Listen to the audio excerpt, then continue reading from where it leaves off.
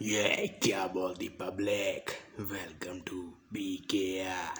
पढ़ के रहेंगे। अब आज क्या पुन पड़ेगा? आज हम पढ़ेंगे अकाउंट्स का चैप्टर 1 पार्टनरशिप बुक का fundamentals of partnership.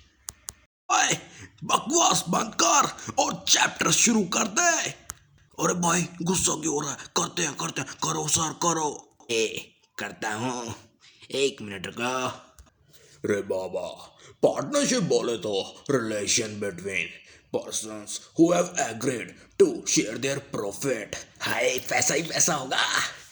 Of a business carried on by all or any of them acting for all. कौन एक्टिंग कर रहा है? कौन कर रहा है एक्टिंग? अबे चल ज्यादा ओवर एक्टिंग मत कर, सिर्फ पढ़ा। ठीक है पढ़ाता हूँ। ये डेफिनेशन दी थी इंडियन पार्टनरशिप एक्ट 1932 के सेक्शन 4 ने। किसने? सेक्शन 4। बोले तो अगर अपन पार्टनरशिप में आ गया तो मुझे अकेले को लोग पार्टनर बोलेंगे, पर अगर मेरा पार्टनर और मैं साथ में हैं तो दुनिया में फर्म बोलेगी। रे बाबा, पार्टनरशिप तो हम कर लेंगे, पर इसमें कोई फायदा है कि नहीं कि हम फालतू में ही अपना टाइम बर्बाद कर रहे हैं।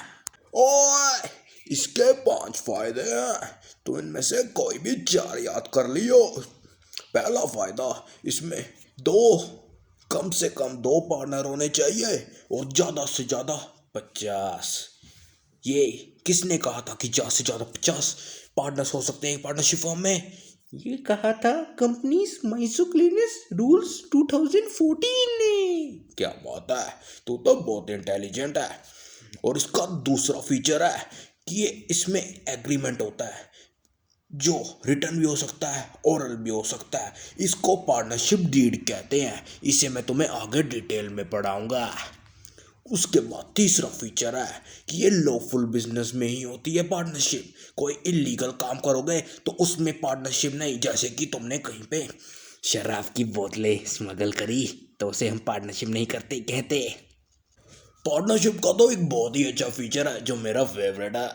ये जरूरी होता है कि तुम पार्टनरशिप में आए हो तो तुम्हें मुनाफा बांटना पड़ेगा, पर अगर तुम्हें कोई नुकसान हो गया, नुकसान हो गया, नुकसान हो गया, नुकसान हो गया, तो वो जरूरी नहीं है कि तुम्हें बांटना ही बांटना है। आखिरी फीचर है म्यूचुअल एजेंसी। कोई ये एजेंसी नहीं है, इसका मतलब है कि हम 3 पार्टनर हैं तो हम में से कोई एक पार्टनर भी हमारे बिहाफ पे काम कर सकता है। अरे बेड़ो, पार्टनरशिप बोले तो बहुत काम की चीज है रे। मैं कल से जरूर करूँगा। ओए मेरी बात सुन ले, अब हम पार्टनरशिप डीड के बारे में पढ़ेंगे। पार्टनरशिप डीड क्या है?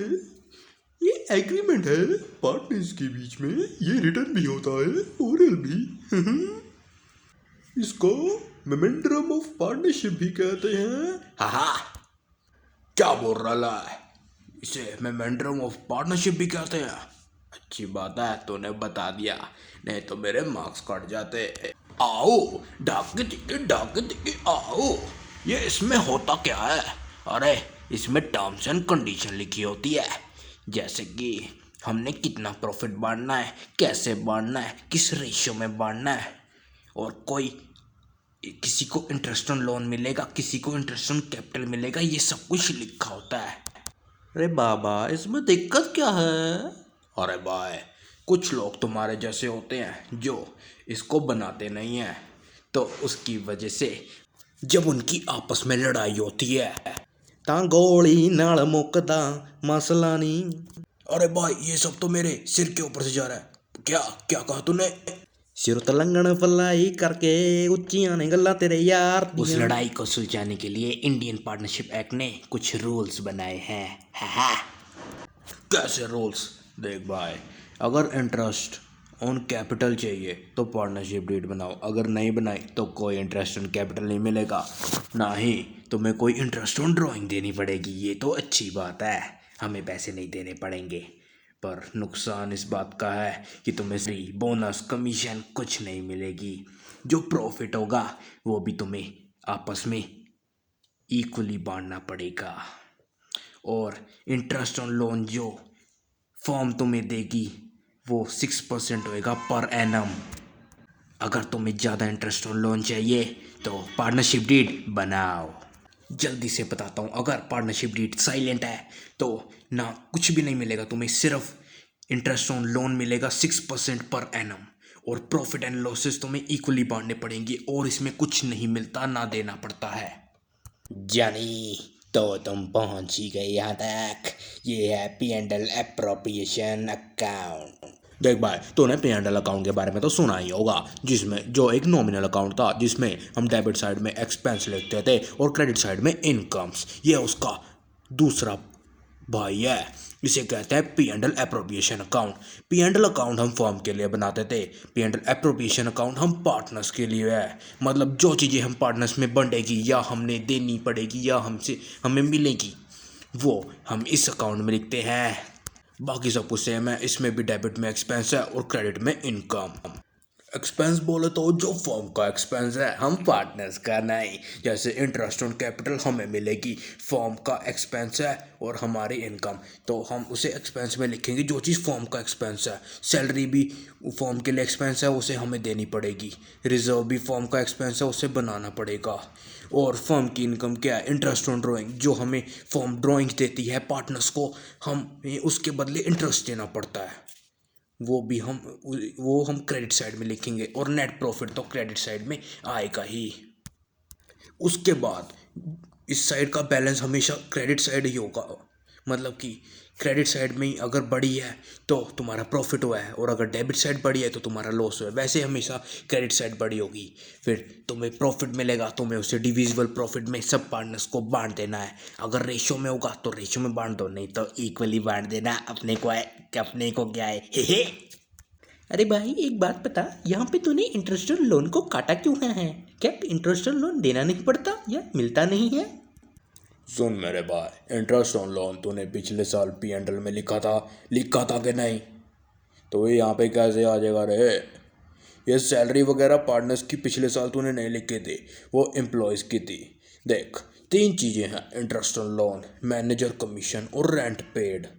ये सारी चार्ज अगेंस्ट प्रॉफिट है कि ये हमें देनी पड़ेगी फर्म को। और बाकी जो चीज़ें मैंने इस P&L अप्रोप्रिएशन में लिखवाई हैं, ये अप्रोप्रिएशन अगेंस्ट प्रॉफिट है। मतलब कि है तो दे दो, नहीं है तो ना दो, समझा? मतलब अगर पेपर में ये आ गया क्वेश्चन तो हमें interest on loan, manager commission और रेंट पेड के लिए अलग P&L अकाउंट बनाना पड़ेगा? नहीं भाई, सुन मेरी बात, तो इसी को नेट प्रॉफिट में से माइनस कर दियो इन सबको और बाकी सब कुछ सेम ही हो जाएगा। थैंक यू भाई। Mention out. और कुछ पूछना चाहोगे? भैया जर्नल एंट्रीज के बारे में बता दो। देख बेटो, जनरल एंट्रीज कुछ खास नहीं है। जो भी तूने यहाँ पे डेबिट साइड में लिखा है उनके आगे 2 लगा हुआ है। मतलब कि P&L account debit to interest on capital, P&L account debit to salary और कमीशन और bonus account, P&L account debit to divisible profit account. और जो तूने क्रेडिट साइड में लिखा है वो आएगा net profit account debit to P&L appropriation account, interest in drawing account debit to P&L appropriation account. समझा? जनरल एंट्रीज बहुत ही आसान है, ये तुझे सबकी जनरल एंट्रीज कभी नहीं आती। वैसे पेपर में आती है इंटरेस्ट ऑन कैपिटल की जनरल एंट्री, तो लिख दिया P&L appropriation account debit interest on capital. ओए बस कर, अब आज के लिए इतना ही। चलो ठीक है, बस करता हूँ। जानी सुन मेरी बात, अगर ये वीडियो अच्छी लगी है तो लाइक कर, सब्सक्राइब कर, कमेंट कर। और अगर इसका सेकंड पार्ट चाहिए तो 15 लाइक्स ऑन दिस वीडियो। चंगा फिर अगली गेड़ी। ओ पैंदिया तक चैंपियन।